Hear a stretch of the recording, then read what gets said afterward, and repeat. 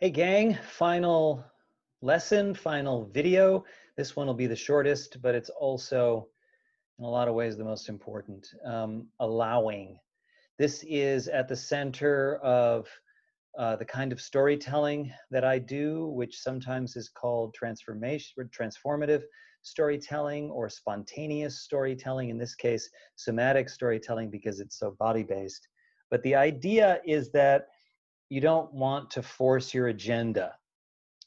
And especially when teaching online, the more present and completely available to the many, many things that could and will happen, the better. So step 4 is allow each moment. Now, when you're teaching, especially when you're teaching kids, but honestly, teenagers, high schoolers, it'll be similar, but in a different way, things are going to happen. Children are going to do things that they don't realize that they're on camera. They're going to do embarrassing things.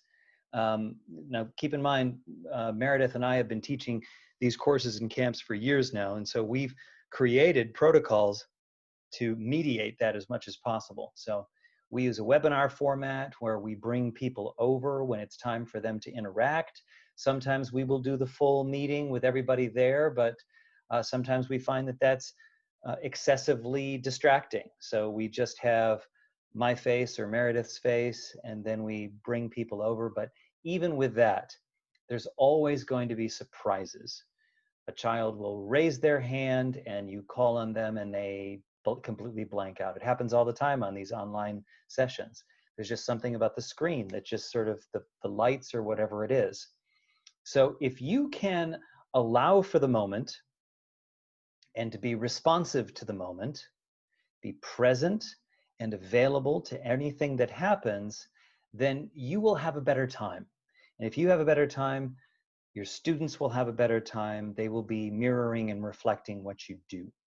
So I find that when I am making up a story on the spot and I am adjusting it as I go because I'm paying attention and noticing how what I see affects me, and then approach a little bit more forward, a little bit more forward, and then ultimately get out of the way of the story, they're rapt, they're fascinated, they can feel that presence and that real, we're here all in this together kind of quality. So do plan, do have a plan, do prepare, do all that you need to do, but then very quickly let it go. Which is not to say throw it out the window, but then just be prepared that at any moment something's going to happen. And you don't have to have a plan in place. If you are paying really close attention and you're aware of how you feel, an idea is going to come that you can follow up with, and it's almost always the right idea. So you're being responsive.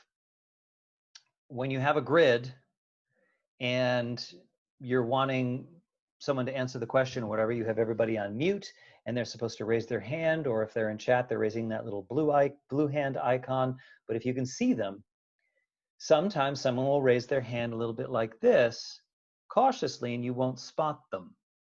Now, it doesn't mean you have to always catch it and always call on somebody, but if you call on somebody and you see in your periphery something happening over here and you notice it, always nice to give them a response and say, I see you.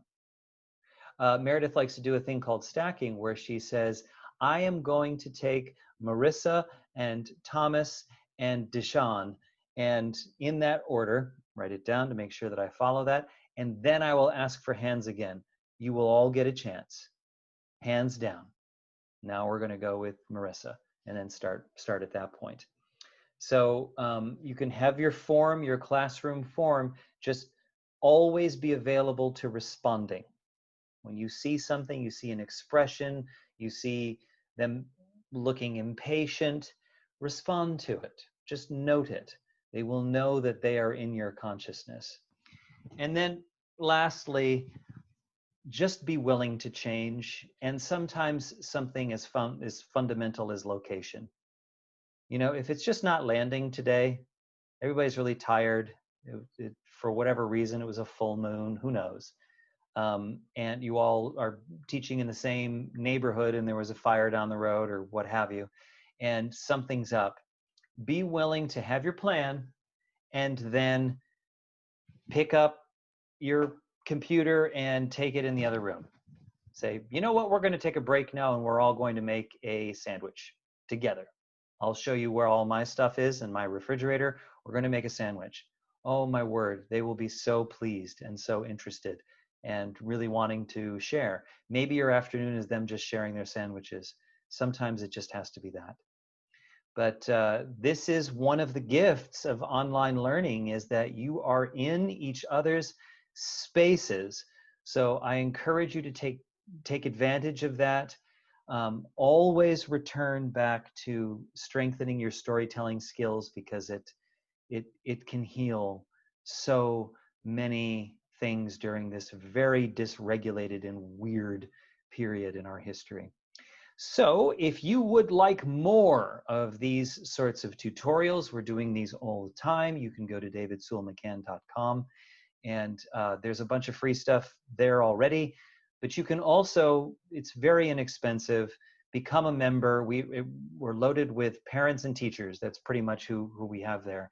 And we have regular office hours and a whole library of tutorials on any number of ways in which you can integrate storytelling into your household and into your classroom. So for me and Meredith, this is David of How to Story, and I am delighted that you came.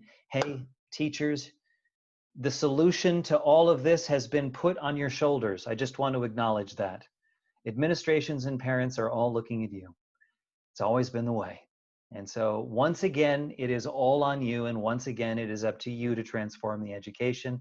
I'm sorry for all that added responsibility and work that's ahead, because you are completely changing everything for the current moment. And I just admire you and I wish you luck, and we're available if you need some help. Okay. So hopefully we'll see some of you in the future. Bye-bye.